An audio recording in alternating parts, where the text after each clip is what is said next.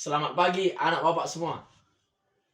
Di sini perkenalkan nama bapak Nicholas Teguh Ananda Tarigan dengan NIM 2203142036. Di sini bapak akan membawakan materi model pembelajaran konsep sentences. Yang pertama, tahukah kalian apa itu model pembelajaran konsep sentences?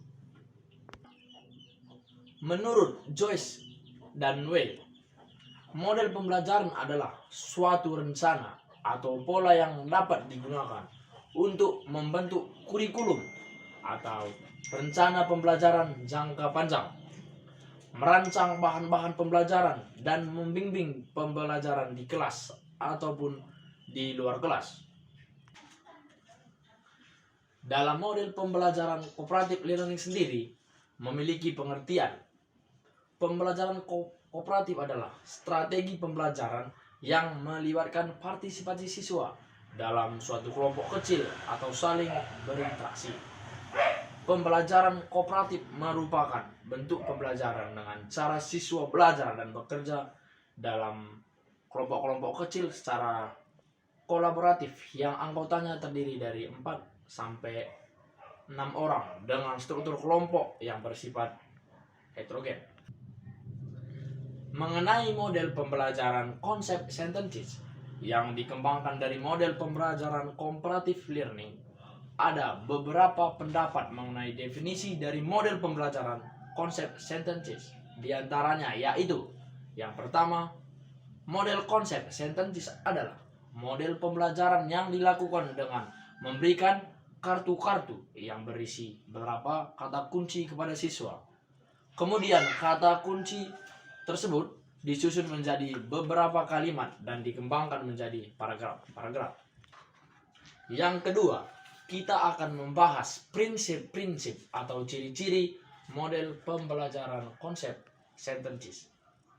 Yang pertama, soal yang disampaikan berupa kalimat yang belum lengkap sehingga makna atau arti kalimat tersebut belum dapat dimengerti. Yang kedua, kalimat yang banyak dan saling berkaitan dalam sebuah paragraf dan belum sempurna serta belum dimengerti maknanya. Yang ketiga, kalimat dapat dilengkapi dengan pilihan kata yang disediakan. Yang keempat, harus diisi dengan kata-kata tertentu, misal istilah keilmuan atau kata asing. Yang kelima, jawaban dari kalimat yang belum lengkap itu sudah disediakan. Yang ketiga, kelebihan dan kekurangan model pembelajaran konsep sentences. Yang pertama, Bapak akan membahas dulu kelebihan. Kelebihannya itu salah satunya meningkatkan semangat belajar siswa. Yang kedua, membantu terciptanya suasana belajar yang kondusif. Yang ketiga, memunculkan kegembiraan dalam belajar. Yang keempat, mendorong dan mengembangkan proses berpikir kreatif. Yang kelima, mendorong siswa untuk memandang sesuatu dalam pandangan yang berbeda.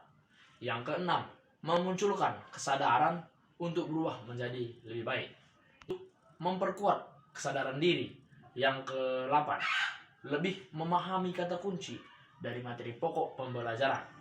Yang ke-9, siswa yang lebih pandai mengajar siswa yang kurang pandai. Sesudah kita mengetahui kelebihan, di sini Bapak akan melanjutkan untuk mengetahui kekurangannya. Yang pertama, kekurangan dari model konsep sentences itu, guru kurang kreatif dan inovasi dalam membuat soal.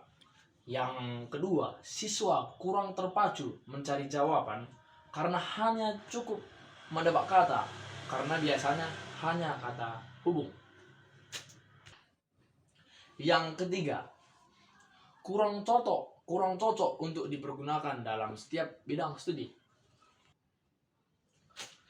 Sekarang kita harus tahu langkah-langkah model pembelajaran konsep sentences. Apa saja itu? Yang pertama, guru menyampaikan kompetensi yang akan dicapai. Yang kedua, guru menyajikan materi terkait dengan pembelajaran secukupnya. Yang ketiga, guru membentuk kelompok yang anggotanya kurang lebih 4 orang secara heterogen.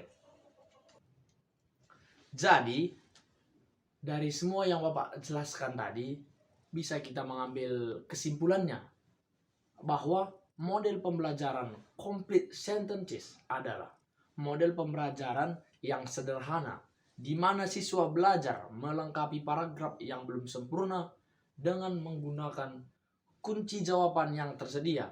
Model pembelajaran ini sebenarnya mempermudah guru, namun terkadang gurunya kurang inovatif dan kreatif dalam membuat soalnya. Baik, di sini Bapak akan menampilkan sebuah video tentang materi pembelajaran konsep sentences. Baik anak-anak, di sini kita akan melanjutkan materi selanjutnya. Materi selanjutnya itu adalah model pembelajaran time token. Di sini Bapak ingin bertanya, apakah anak-anak sudah mengerti itu apa model pembelajaran time token? Baik, di sini kalau misalnya kita belum tahu, Bapak akan menjelaskannya apa itu model pembelajaran time token. Salah satu model pembelajaran yang dipilih dan dijadikan alternatif adalah model pembelajaran time token.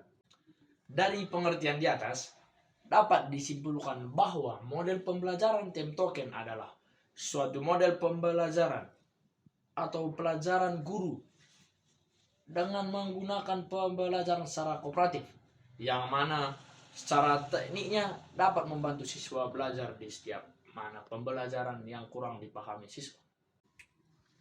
Contohnya itu, seorang guru harus memiliki teknik untuk dapat membantu siswanya belajar di setiap mata pelajaran, di mana siswa belajar dalam kelompok-kelompok kecil, saling membantu belajar satu sama lainnya, misalnya dengan beranggotakan 2-6 siswa atau lebih dengan memberikan kupon bicara pada siswa di masing-masing kelompok. Patokan bicara di sini adalah bicara sesuai dengan materi yang dibahas atau mempresentasikan materi, bukan bicara asal-asal yang tidak ada hubungannya dengan materi. Kemudian, secara acak, seorang guru menunjuk salah satu dari kelompok untuk menjawab pertanyaan atau mempresentasikan di depan kelasnya. Setelah itu, Bapak akan memberitahu kalian apa-apa saja ciri-ciri model pembelajaran time token. Yang pertama, siswa bekerja dalam kelompok secara kooperatif untuk menuntaskan materi belajarnya. Yang kedua, kelompok dibentuk dari siswa yang memiliki kemampuan tinggi, sedang, dan rendah. Yang ketiga, membagi tugas dan tanggung jawab bersama. Yang keempat, penghargaan lebih berorientasi kelompok ketimbang individu.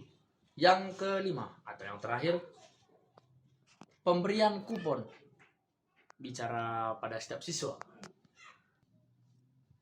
Berdasarkan ciri-ciri yang di atas, maka suatu pembelajaran yang menggunakan model pembelajaran time token ditunjukkan dengan adanya pembagian kelas menjadi kelompok-kelompok kecil. Dalam kelompok-kelompok tersebut terdapat keragaman pada aspek kemampuan akademik, sehingga siswa dengan gaya serap terhadap materi yang rendah dapat dibantu oleh temannya yang lebih menguasai. Sekarang kita akan mempelajari apa-apa saja manfaat model pembelajaran time token, karena manfaat ini sangatlah penting. Jadi Bapak akan mengajari kalian apa itu manfaat pembelajaran time token. Yang pertama, mengembangkan keterampilan atau membaca teks informatif. Ya, baik anak-anak. Di sini kita juga perlu mengetahui apa-apa saja manfaat materi pembelajaran time token. Bapak akan kasih tahu apa itu manfaatnya. Yang pertama, mengembangkan keterampilan sosial agar siswa tidak mendominasi pembicaraan atau diam sama sekali. Di mana dalam pembelajaran ini siswa diberi kesempatan untuk menyampaikan pembicaraan atau membaca teks informatif Sementara yang lain tidak hanya sekedar mendengarkan, melainkan mendengarkan yang penuh konsentrasi atau menyimak dan menulis item-item penting dari penyampaian pembicara atau pembacaan teks informatif temannya. Yang kedua, saling ketergantungan positif.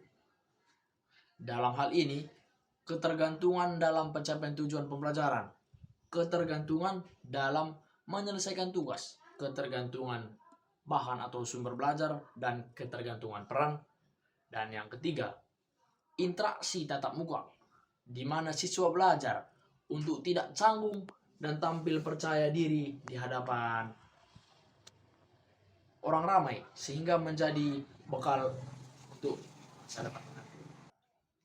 Yang terakhir itu, keempat, keterampilan untuk menjalin hubungan antar pribadi, kelompok atau keterampilan sosial yang sengaja diajarkan, di mana dalam pembelajaran yang terbentuk kelompok kecil, maka setiap anggota harus belajar dan menyumbangkan kemampuan terbaiknya demi keberhasilan kelompoknya.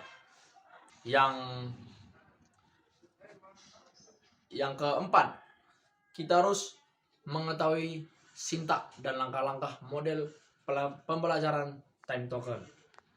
Yang pertama itu, guru menjelaskan tujuan pembelajaran. Setelah guru memperjelaskan, guru juga harus mengkondisikan kelas untuk melaksanakan diskusi, sehingga makhluk sosial yang penuh ketergantungan dengan orang lain mempunyai tujuan dan tanggung jawab bersama, pemberian tugas, dan rasa semasif. Dengan memanfaatkan kenyataan itu, belajar kelompok secara kooperatif. Dan selanjutnya, guru memberikan tugas kepada siswa. Dan yang keempat, guru memberi sejumlah kupon berbicara dengan waktu kurang lebih 30 detik per kupon pada tiap siswa dalam berpikir. Dan di sini kita juga harus tahu apa-apa saja kelebihan dan kekurangan model pembelajaran time token. Yang pertama, kita akan membahas dulu kelebihan. Kelebihan model pembelajaran time token itu, 1. Mendorong siswa untuk meningkatkan inisiatif dan partisipasinya. Yang kedua, siswa tidak mendominasi pembicaraan atau diam sama sekali. Yang ketiga, siswa menjadi aktif dalam kegiatan pembelajaran. Yang keempat, meningkatkan kemampuan siswa dan berkomunikasi. Yang kelima, melatih siswa untuk mengungkapkan pendapatnya. Yang keenam itu menumbuhkan kebiasaan pada siswa untuk saling mendengarkan, berbagi, memberikan masukan dan keterbukaan terhadap kritik. Yang ketujuh, mengajarkan siswa untuk menghargai pendapat orang lain. Yang ke-8, guru dapat berperan untuk mengajak siswa mencari solusi bersama terhadap permasalahan yang ditemui.